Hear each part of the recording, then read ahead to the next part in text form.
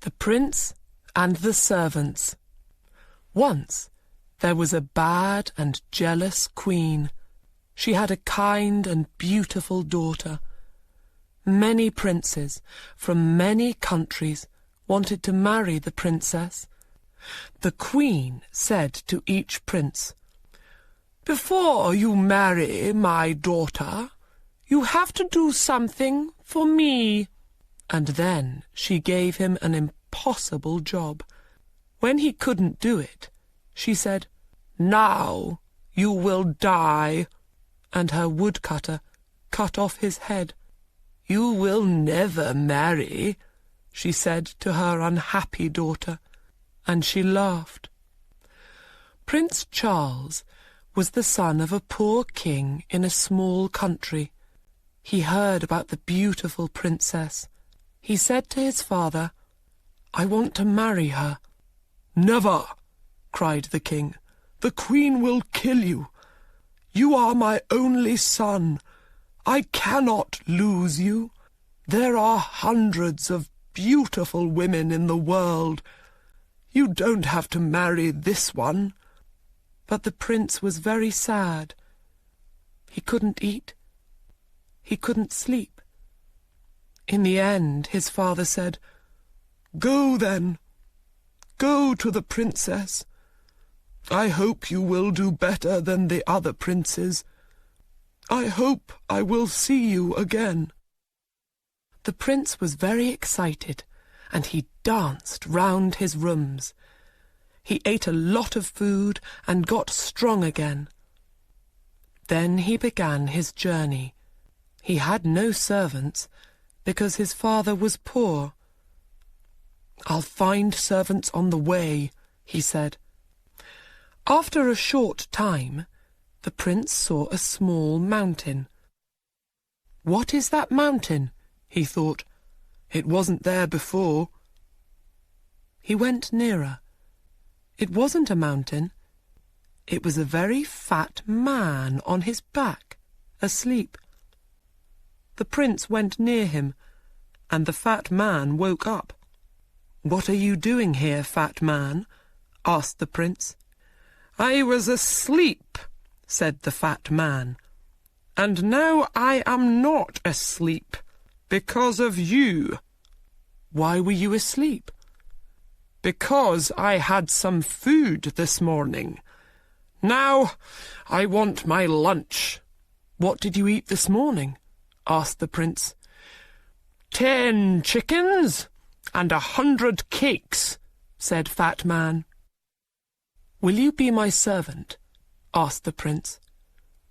"Give me food," said the fat man, "and I will do anything for you." So the fat man followed the prince. A short time later on their journey, they found another man. His head was down, and his left ear was on the ground. He looked up. His left ear was very large. "What are you doing, Big Ear?" asked the prince. "I am listening," said Big Ear. "The flowers are opening. The birds are singing in a country over the sea. I can hear them."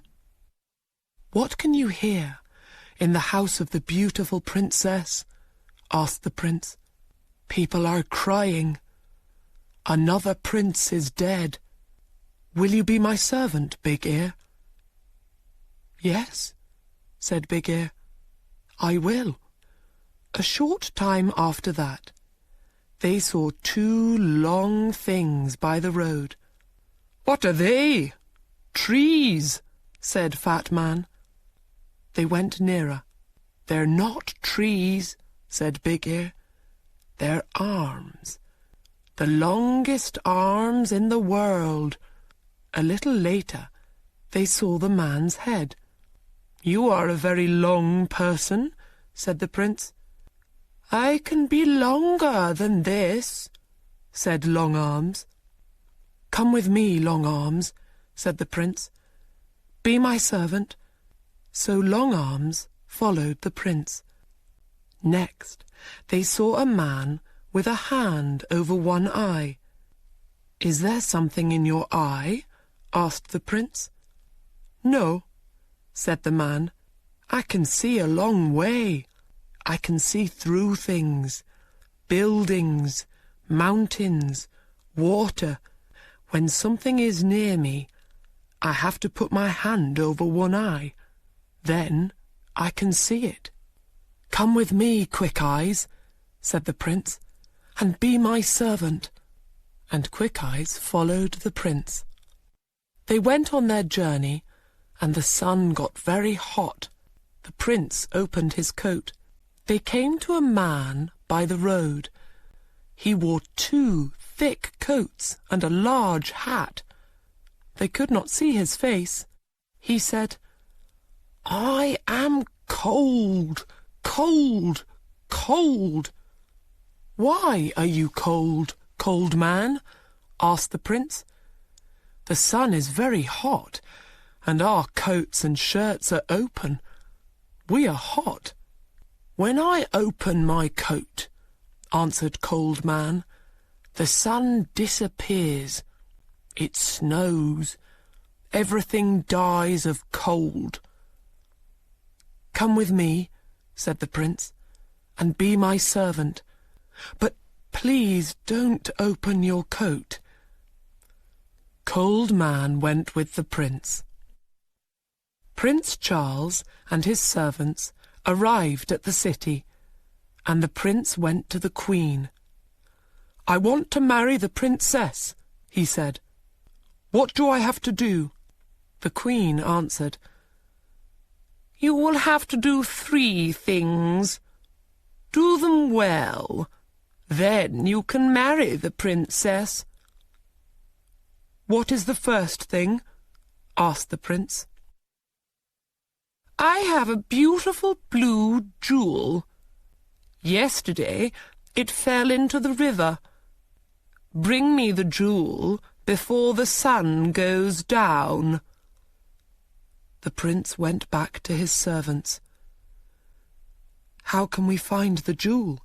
he asked them. Quick Eyes took his hand from his eye.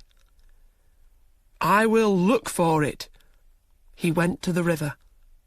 "There it is, over there." "I can't see it," said Long Arms. Then Fat Man opened his mouth and drank the water in the river. A short time later, the river was dry. Long Arms got the jewel and gave it to the prince.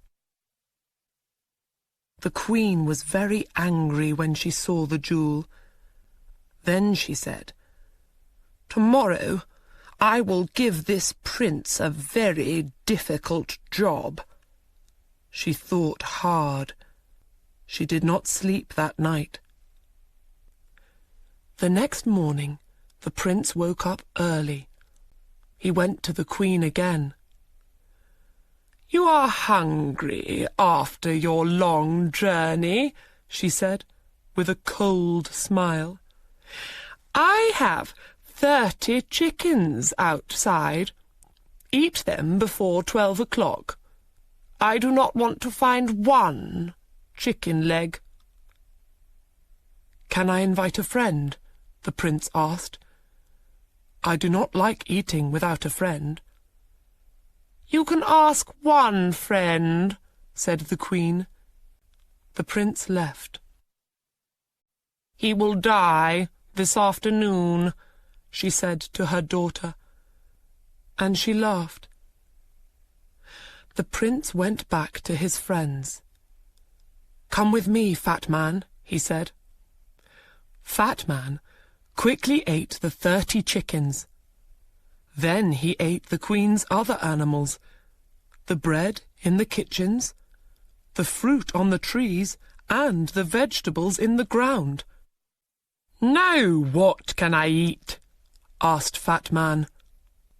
There was nothing there, so he went to sleep. At 12 o'clock the Queen called for her lunch. She waited and waited, but no food came. She went to see the cook. "Where is my lunch?" she asked. A fat man ate everything in the gardens and everything in the kitchens. There is no food. The Queen got angrier and angrier. Then she thought of a plan. "Ha ha!" she laughed. "Now I will catch him." The prince came to her on the third day. "Will you eat with me tonight?" she asked, with a lovely smile. "And after that, would you like to sit with the princess for 2 hours?" "Yes," answered the prince. "I would love that." "You will not fall asleep when you are talking to the princess?" asked the Queen. "Fall asleep?" cried the prince. "Never." "When a person falls asleep with the princess," said the Queen, "the princess disappears by magic. Then that person dies." The prince put on his most beautiful clothes. He ate with the Queen. Their conversation was very cold. Servants brought wonderful food and wonderful drinks. When the prince turned away for a minute, the Queen quickly put something into his glass of wine. The prince did not see. He drank the wine. Then the Queen took him to the princess. They climbed up many stairs to a high room. The princess sat sadly by the window. The red light of the evening sun lit up her beautiful face. The river below, the flowers round the window, and her dress were the same colour. The prince sat near the princess. They were very happy for a short time. But the prince's eyes suddenly felt heavy. He started to fall asleep. He couldn't hear the princess's words. His eyes shut. He was asleep. Half an hour later, he opened his eyes again. The princess wasn't there. He looked everywhere in the room, but he couldn't find her. He ran to the window and looked out. He saw Big Ear below. He called to him, "The princess isn't here. We have to find her in the next hour." Long Arms brought the prince down to the ground. "Where is the princess? Can you hear her, Big Ear?" Big Ear put his ear to the ground. "Yes," he said, "I can hear her. She is calling. She says that she is across the river. She is inside a tree. Her mother's men put her there." Quick Eyes looked. "Yes," he said, "I can see her." "But how can we get her?" cried the prince.